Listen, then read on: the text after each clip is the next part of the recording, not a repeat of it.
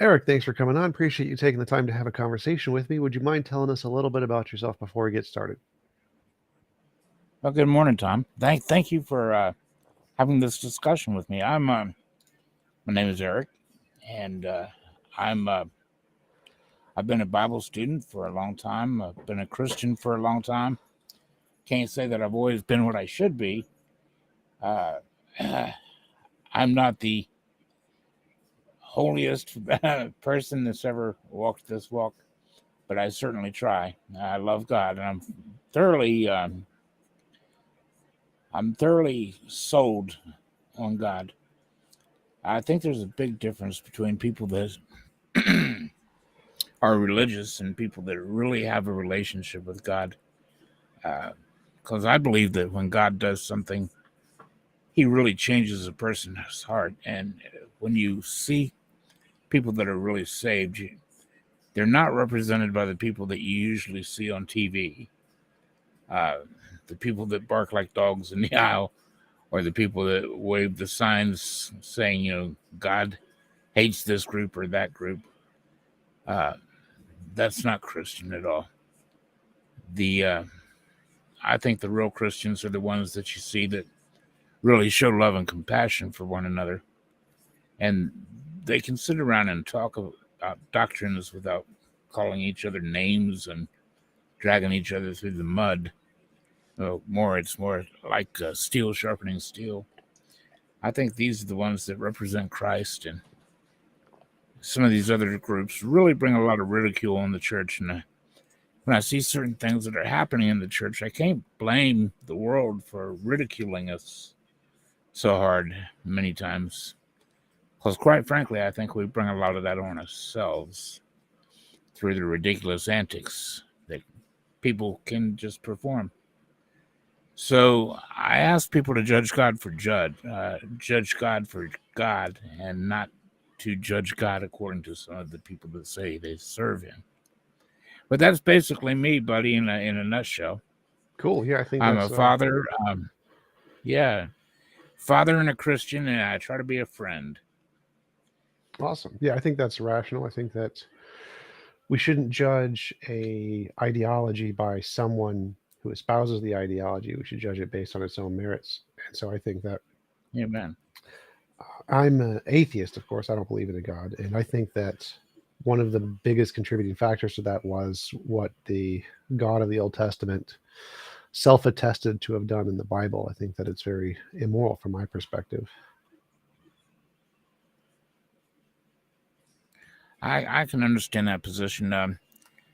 I would assume that one of the things that you're talking about would be the God gets charged with genocide a lot. Yeah. And plus, there are times where he told, like Saul, for instance, to go in and wipe out an entire village. Where a lot of people misjudge God on that is that while that happened, it didn't happen to, and this is probably going to sound crazy, but it's part of the Bible. It didn't happen to what the Bible would call a regular tribe of human beings. There were tribes that were in the earth in that day, in the promised land, that had gigantic people in them, according to the stories. And these people were called Nephilim or Rephaim, and they were actually a combination of they were hybrid people.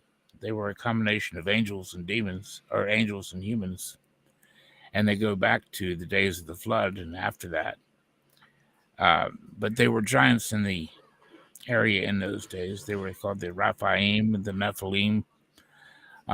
They were represented by the tribes called the Anakim, and many of the Canaanite tribes in the area were either tribes of giants or they were associated with and fighting with tribes of giants. And in that particular case, there was a tribe of giants. They were related to Anak, who was a Nephilim, a fallen angel. Well, even if I don't think there's any evidence to support that giants existed, but even if that were true, I'd still say what he did was immoral, because I think that any conscious agent of any kind has moral value, and so to destroy any life unnecessarily is immoral. Well, I would agree with that. So the Nephilim were intent on wiping out human beings and breeding us out of existence anyway. That was originally where the flood came. It was a protective act because we were being. If you read the Book of Enoch and Jasher, for instance, they go deeper into Genesis chapter 6, where it talks about the sons of God looking upon the daughters of men and taking daughters and bearing the Nephilim. And the Nephilim were giant tyrannical people. I've actually got a theory, Tom, that I believe holds water, and that is that all of the ancient religions and mythologies that you have from the Mesopotamians, the Greeks, the Romans, etc., they're all related. And they're not just randomly telling stories. I believe that each of them are telling their version of the truth of actual events that really happened. And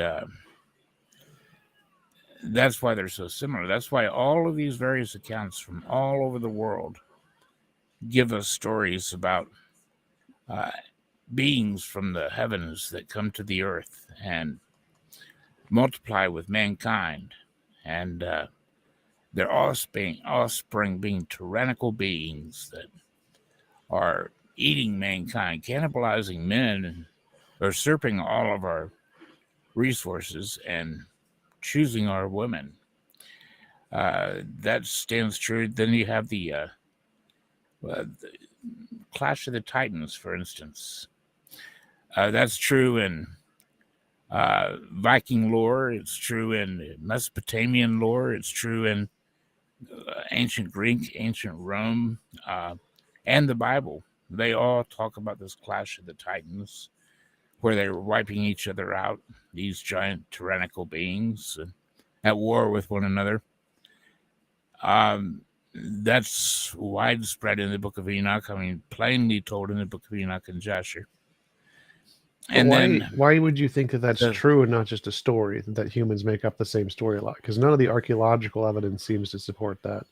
None of the historical evidence seems to support that. Why believe it's true? I think all the evidence supports that.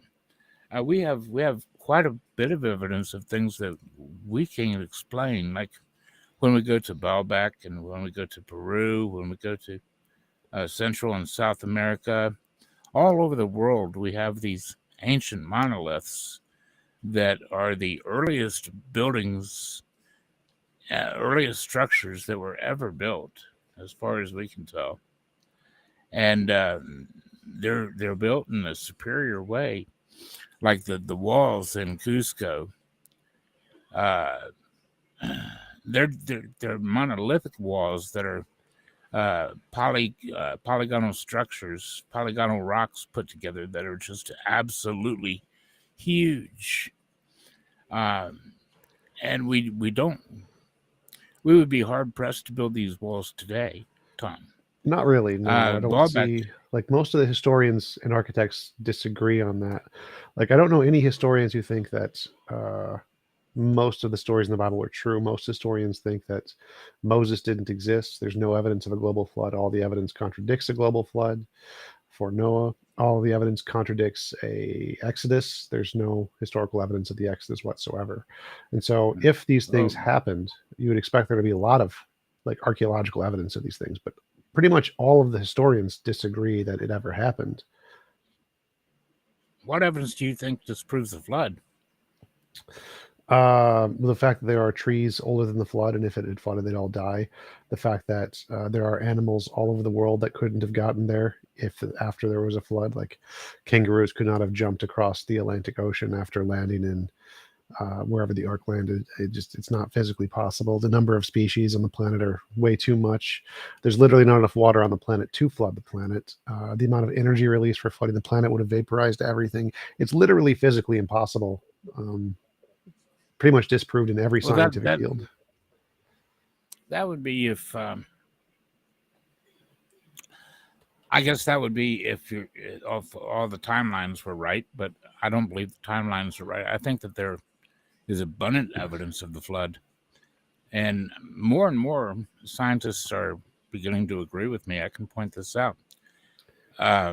For I know a instance, lot of the scientists. That's not the case. I believe mhm, something like 99.999% all say it's wrong, and then some creationists say it's right. But that number is not increasing; it's decreasing, and it's only I the only can ones who do agree are Christian or Abrahamic religions.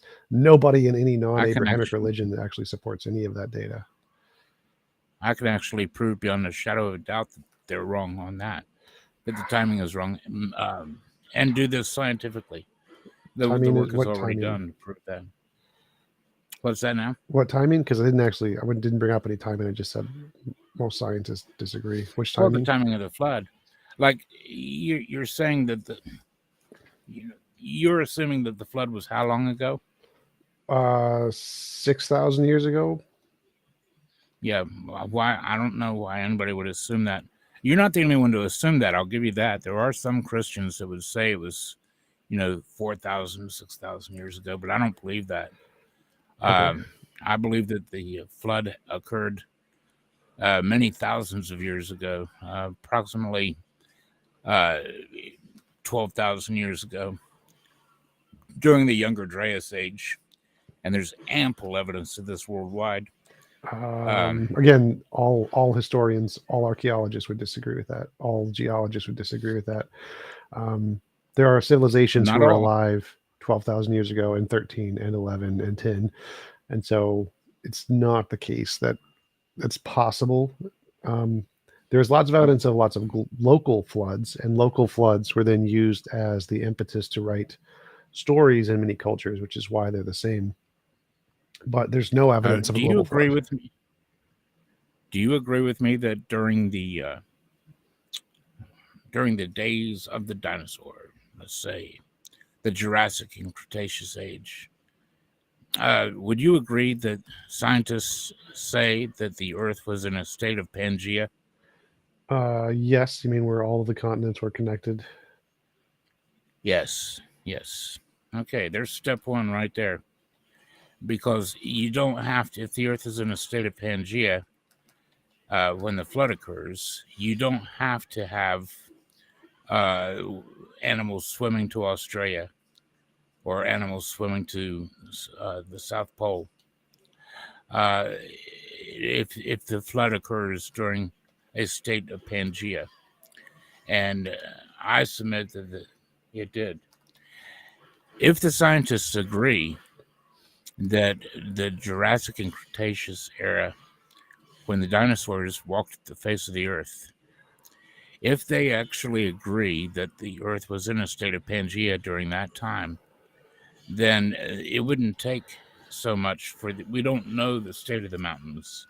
We don't know how high the mountains were when the earth was in a state of Pangea. As a matter of fact, it was probably just getting ready to break apart. And so, chances are mountainous areas would be small anyway. Mountains would not be nearly as high as they are right now. But you see, we have proof that the dinosaurs couldn't have lasted that long anyway. And I know you know about the soft dinosaur tissue. Well, those are So possible if you for long periods. If there's no oxygen, if you trap it in an environment, it will stay soft. That doesn't actually prove timelines whatsoever. You can do that for infinitely as long as you want, and as long as you don't have any way to evaporate the liquid, it'll stay soft forever. So scientists have already debunked that like immediately. That was a creationist claim that was never backed up by science. well, you see, I've gone a lot deeper than just looking at the surface here. I've actually looked at all of the scientific papers regarding this and studied them. Oh, we lost connection.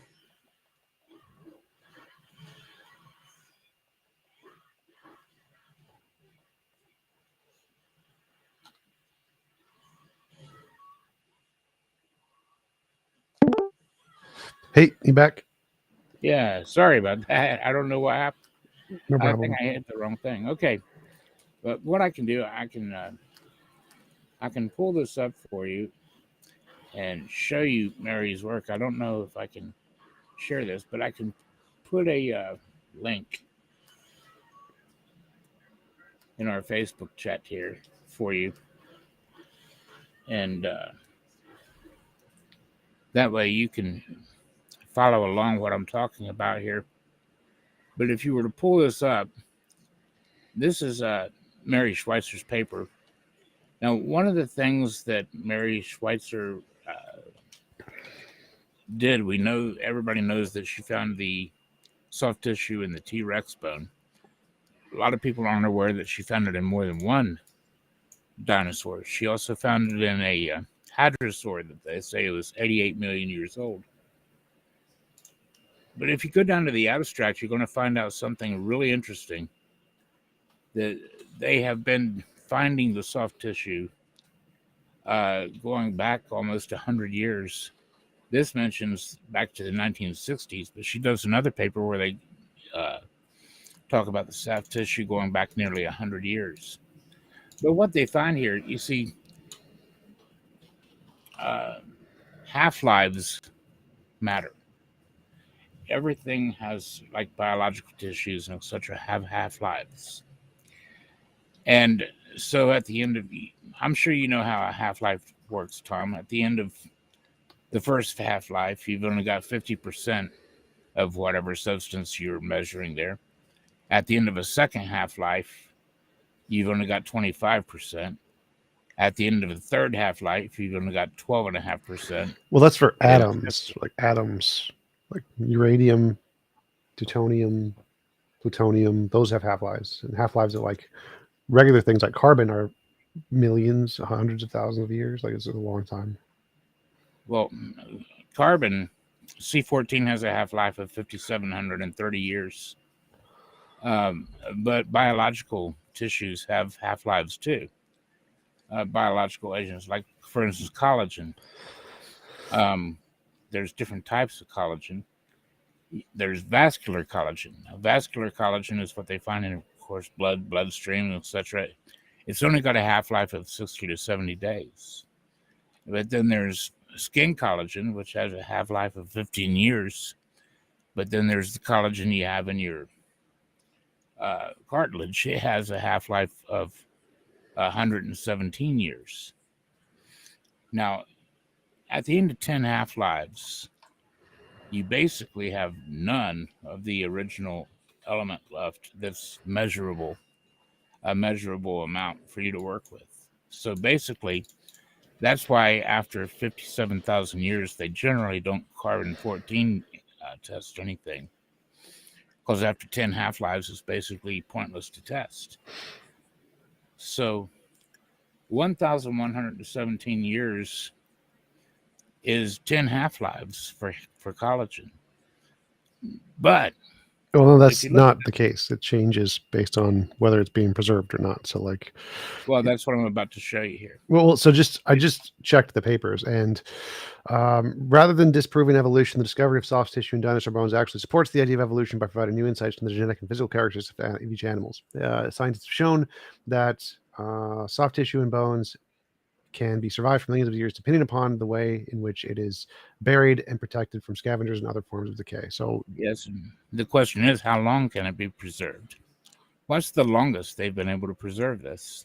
Well, we haven't been able to preserve it. We don't. Doesn't matter if we preserve it. Nature can preserve it indefinitely. It's pretty much forever. Well, actually, we have been able to preserve it, and we've been able to push the limits on how far we've been able to preserve it. If you look down at the abstract, she actually says, and I'm going to quote here, the persistence of original soft tissues in Mesozoic fossil bone is not explained by the current chemical degradation models. In other words, we don't have a way to explain this sort of preservation. Well, actually, maybe at the time she wrote the paper, that's true, but we have actually fully explained it today. We've completely explained it. No, we haven't. We have. We've completely explained it. Well, I'm about to go on, and if you can point out any longer preservation, please do. Well, we have preservation does- of biological mass in ice, which lasts forever. If you freeze it, it lasts forever. Well, no, not Yes. forever. Yeah, forever. I'm gonna point something out to you here. Okay, now, why don't we carbon 14 test anything that's over 60,000 years old? It's not accurate above 50,000 years or something like that. And why isn't it? Because of different ways in which the carbon can be introduced into the system, and so it only lasts based off how it's introduced into the No. organism. And No. yes, that's why. The reason that they stop after 57,000 years is because there shouldn't be any of it left. It's measurable, period. Okay.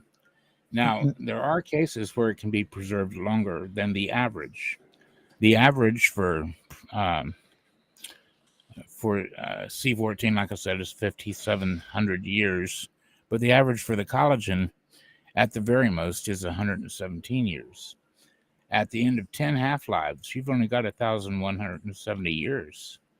But if you look at what Mary found, she was able, through iron and oxygen, the iron that's found in the hemoglobin of ostrich blood, she was able to use this to preserve these proteins 200-fold from approximately 3 days to more than 2 years. Well, so I just checked it. After 50,000 years, there are other sources of carbon that can contaminate the sample, making it difficult to accurately determine the origin of the C14. So I was correct. That is the reason, because other sources can contaminate the sample at that point. So then nothing is reliable. No dating is reliable. If you're going to throw carbon 14 testing under the bus, you've got to throw all testing under the bus because no, because it's the reason is once you get to that long, the levels of carbon can be introduced by other sources to make it unreliable at that 50,000 year mark. Before that, it works fine. Everything can be seeped in and seeped out. No, it's the amount that can enter a system through random processes would only be significant after that amount of decay. So after 50,000 years, when there's minuscule amounts left, that minuscule amounts can be contaminated by external sources. That's why it's only accurate to that stage. So the amount that can be entered into the system externally is usually pretty small, but it's enough that it would contaminate the data at that measurement level. I think people are covering their butts for the fact that there is carbon 14 found in absolutely every single sample of dinosaur bone that's ever been tested, to my knowledge. Yes, because it can be entered in from other sources. Isn't that odd? No. Because, okay, now let's look at this, though. Hemoglobin increased the tissue stability, according to the abstract here of Mary's paper. Hemoglobin increased the tissue stability by more than 200-fold, from approximately 3 days to 2 years. So that's all they were able to get out of this, Tom. 200-fold increase. Now, if you have a 1,170 years, which is the extent of that collagen, by the end of 1,170 years, there shouldn't be any left. And yet, we're supposed to believe in 55, 65 million year old piece of bone is still living? I don't think so. They said that was impossible when it was first found. All of the critics told Mary Schweitzer, you don't know what you're talking about. You don't know biofilm from biological stuff. And she earned her PhD by proving that this was indeed soft tissue. But the important thing here, the important number, is the 200-fold increase. To go from 1,170 years to 65 million years, you need a 55,555-fold increase. Not a 200-fold increase. Not sure what your argument. So I googled it. Carbon 14 can be added to dinosaur bones in a number of ways, such as exposure to we're not groundwater, talking about carbon air. 14 here, brother. We're not talking about carbon 14. Applies to anything. We said there was no carbon. Why is there carbon in dinosaur bones? I wanted to address that real quick. I think you're misunderstanding my argument. I'm not talking about carbon 14. I'm talking about the... Well, I wanted to address this argument because I thought I heard you say. Maybe you didn't. It doesn't really make a difference.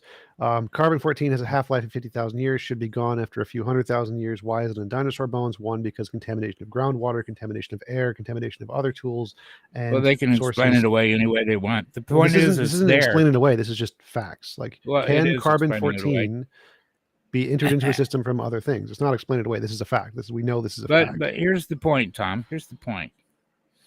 The point that you're not getting, brother. What's the point? It's a 200-fold increase, an only 200-fold increase. Of what? You can't show me an increase in stability any greater than 200-fold.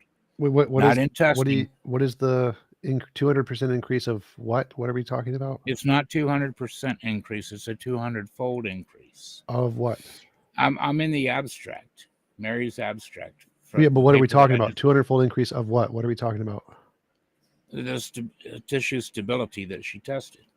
She took, right here, according to the abstract, they took a sample of protein, and this protein that probably was used has a 3-day or so half-life to it, because it says that they went from approximately 3 days to they were able to preserve it for 2 years. It should have been gone in 3 days, but they were able to preserve it for 2 years. They had a 200-fold increase in stability preservation.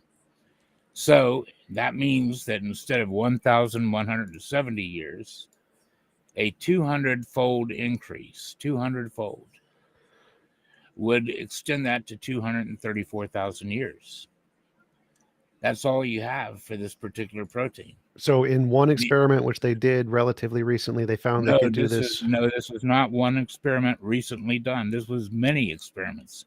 This was hundreds of experiments. Right. So do you think we've discovered every way to preserve soft tissue?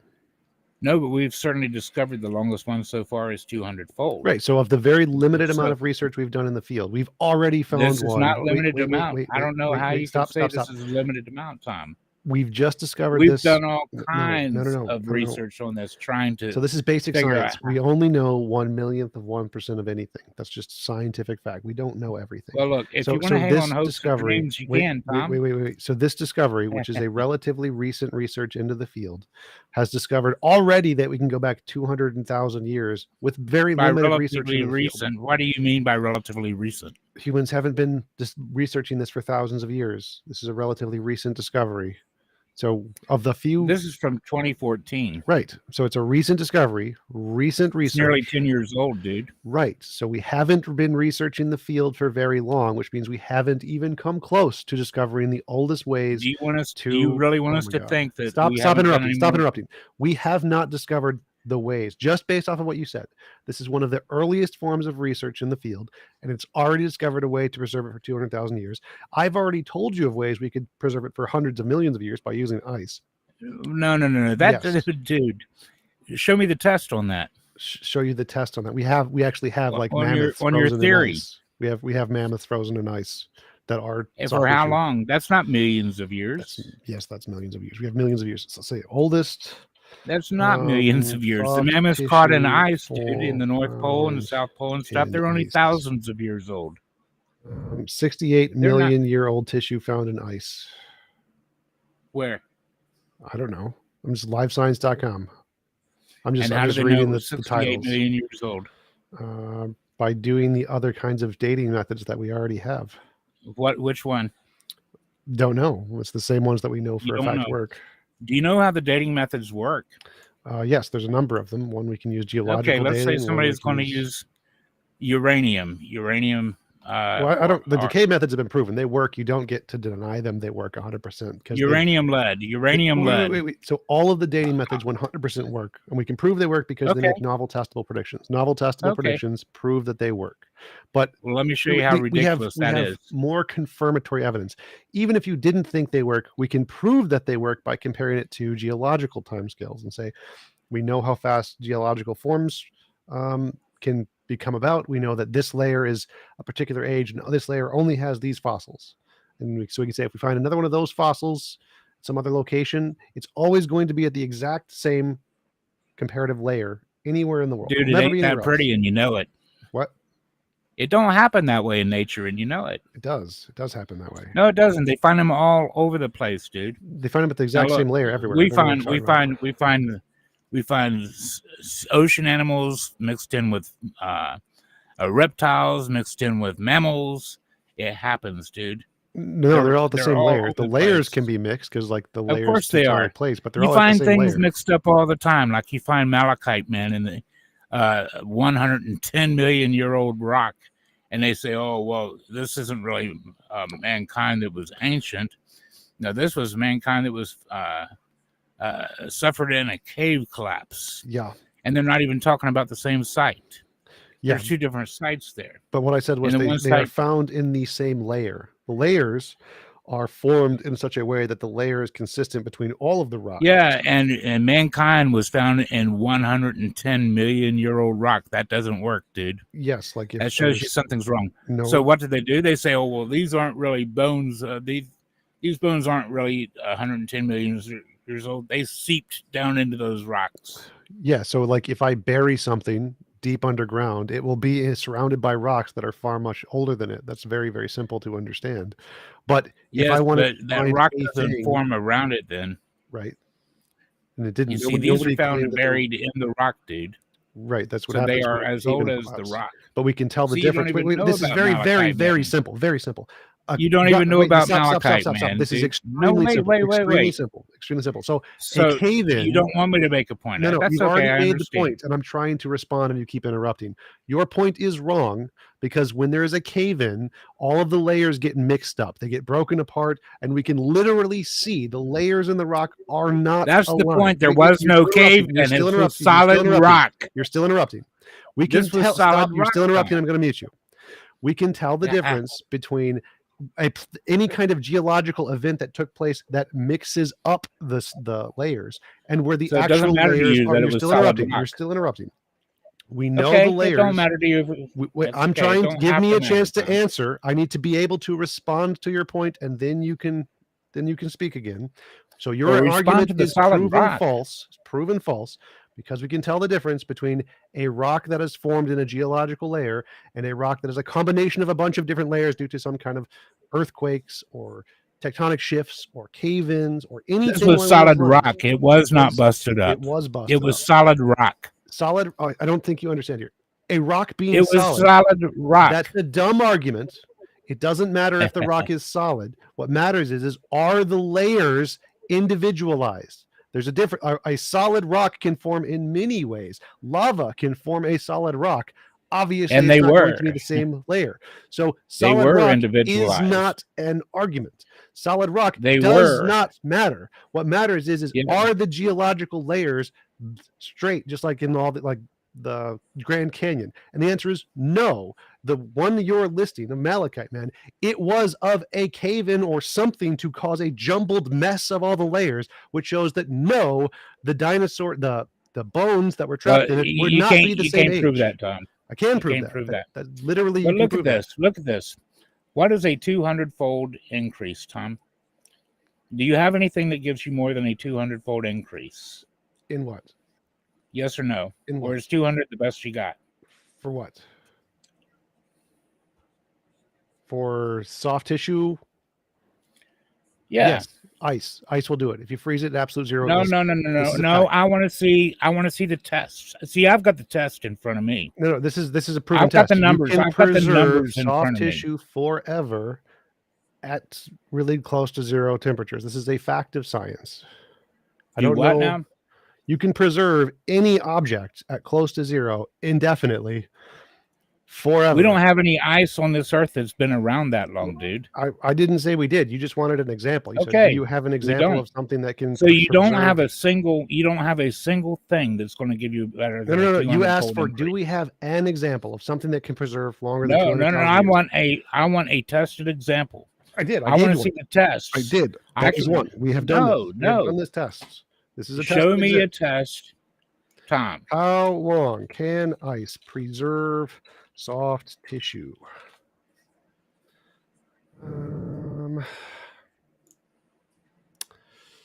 See. So you're going to go to Billions, Google. hundreds of millions. Yes, we can preserve it. with Hundreds of ice. millions.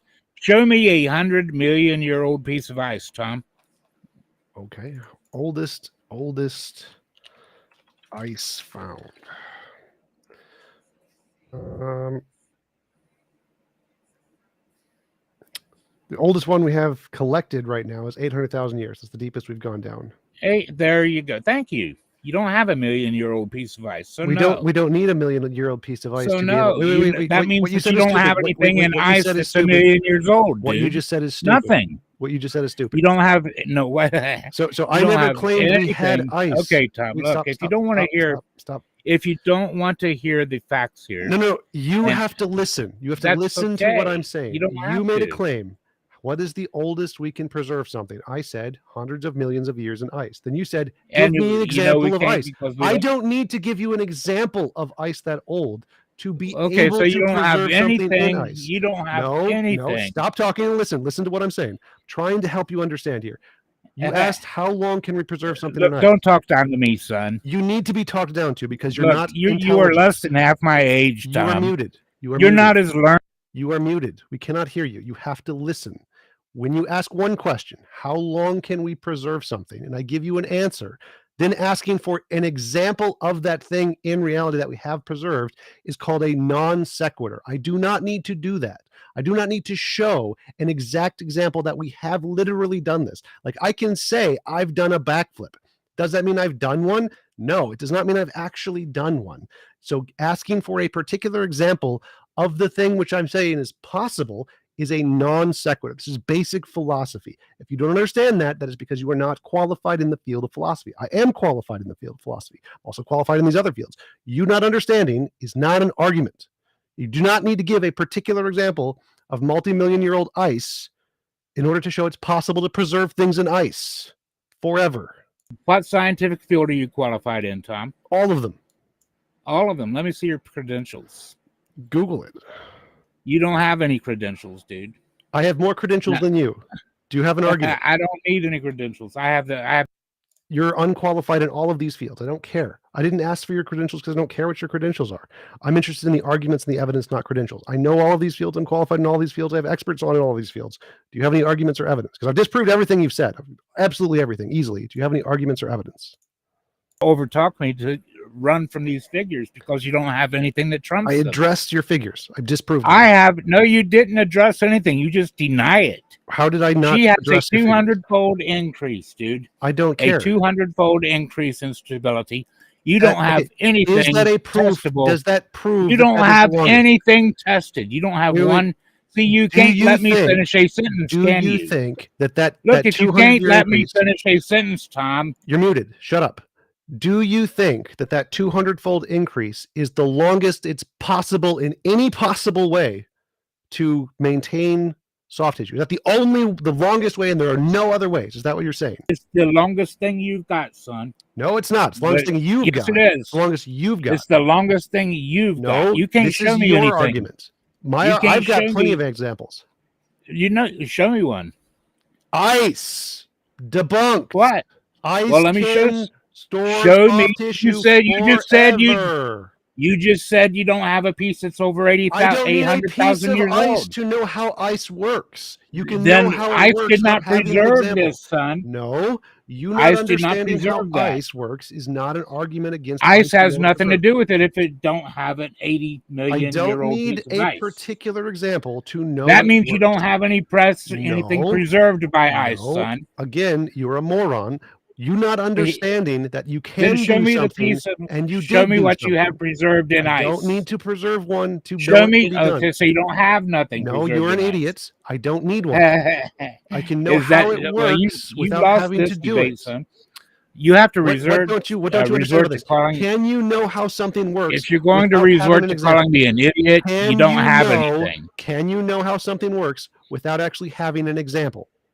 So you don't have anything that gives you more than 200 years. Can you know how something works without having an example? Yes or no? You're afraid of this conversation. Can you know how something works without having an example? Yes or no? All I want to know is, do you have anything? Can you know how something works without having an example? Yeah, no, not necessarily. No. Yes, you can't. Name one thing that you can't know how it works without having an example. Well, all you got then is speculation. Name Dude. an example. We know how something works, but we don't have You an name. example. Go ahead, tell us. Give us one of those. Sure, everything. We Give know me how one of your everything works. examples. Like people in college, they build things, but like they're told how an airplane works, but they don't actually have an airplane there. They're told how a car works. They don't have a car there. They're told how the clouds work. They don't have a cloud there. Everything they learn about, they're told how toroidal forces in a hurricane work. They don't have a hurricane there. Everything you learn, you understand how it works without having a particular example by using math, by using comparative analysis, by knowing the physics In other of words, the you got equation. the. So if I know how it works, if I know what happens when you put an organic material into ice and how it slows down the decay of the material to make sure it can be preserved, Dude, I know nothing exactly was the rate. preserved that way, dude. There are hundreds of thousands of things preserved that way. Not, What are you not talking from about? the date, not from 80 million I years don't ago. care. That's a different topic. You asked, So, can so things what be you're preserved? what you're Stop, offering is stop, a stop, straw stop, man. stop, stop, stop. You don't have Stop, anything to give me You're that's muted. reasonable. You're muted. You're muted. You made a claim that it was 200,000 years were the longest things could be preserved. I said, no, that's stupid. That's just this one example. And you asked for an alternative example of something that can be longer. I gave you one. I proved we can do it. And now you're changing the topic to, well, how do you do it in this one particular case? I don't know how to do it in the particular case because I don't know the examples of what that particular case is. But I know we can preserve things for longer than 200,000 years, which was the point of the conversation. And I debunked you. And then you tried to change the topic. That's dishonesty because you are trying to evade the facts that you are wrong, which is why every scientist, every philosopher, everyone who's an expert in this field who actually does understand these knows creationism is dumb. It has been proven wrong. It is a pseudoscience. We have proven it wrong beyond any shadow of a doubt. Folks, these bones can't be over 50,000 years old, according to science. No. And TJump has nothing. I'm just going to remove him. I'm done with this. All right.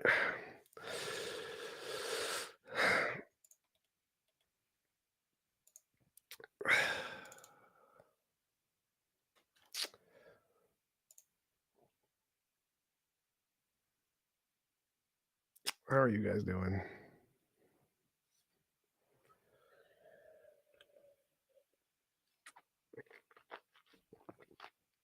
Amy, that's a good one. Amber can preserve things too.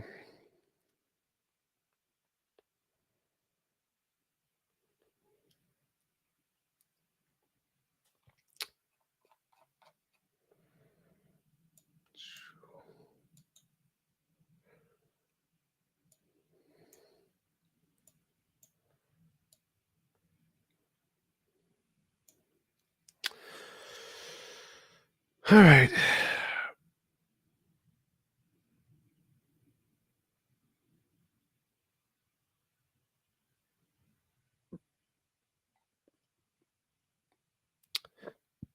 That was good enough. All right. I'm going to head out. Peace out.